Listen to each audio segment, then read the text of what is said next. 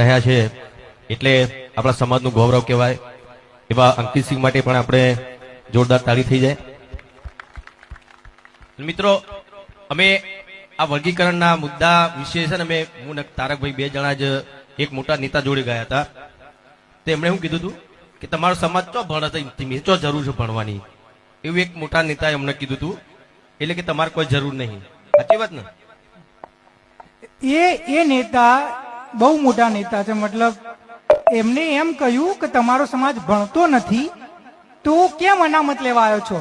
મેં એમને એમ કહ્યું કે તમારો સમાજ ભણે છે, તમારો સમાજ નોકરીઓ લે છે, તમારો સમાજ પૈસે ઢોકે ચૂકી છે, તો એ કેમ અનામત લેવા માટે આવ્યો છે?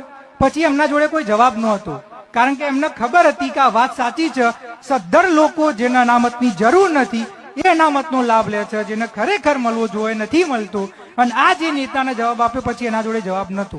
આપણા હકની અનામત આપણો અધિકાર છે, અને જ્યારથી મેં મુદ્દો શરૂ કર્યો ત્યારથી વિક્રમભાઈ મને હંમેશા સપોર્ટ કર્યો છે। મંચ હોય ગમે તે જગ્યાએ આ મુદ્દાને વાત મૂકવા માટેનો સમય આપ્યો છે, એટલે મારા મોટાભાઈ વિક્રમભાઈનો હું દિલથી આભાર માનું છું એ વસ્તુ માટે। ઘણા લોકો અમુક એવા નેતાઓ એવું પણ કહે છે કે ભાઈ આ તો આપણા સરકાર વિરુદ્ધની વાત છે, તો હું કહું ભાઈ આ સરકાર વિરુદ્ધની વાત નથી ભાઈ।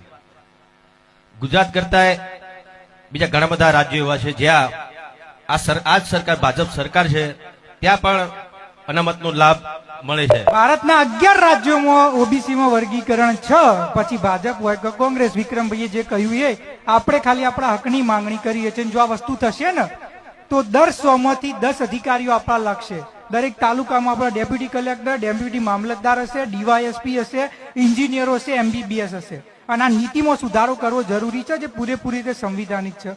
અને વિક્રમભાઈ સમાજના એક ઘરેણું કહેવાય કે જે આ વસ્તુને આટલું સમર્થન કરે, તો હું એ જ પૂછું છું કે જે શિક્ષિત વર્ગ છે, જે નેતાઓ છે, જે આગેવાનો છે, જેનું તો કામ છે આ કરવું, એ નથી કરતા, એમને કરવું પડશે। અને વિક્રમભાઈ આટલો સપોર્ટ કરે છે એટલે આપણે દિલથી હું એમનો આભાર માનું છું કે એ આટલા મુદ્દાને આટલી સારી રીતે સમર્થન કરે છે। થેન્ક યુ વિક્રમભાઈ, આપણા 10 ગામ સમિતિની વતી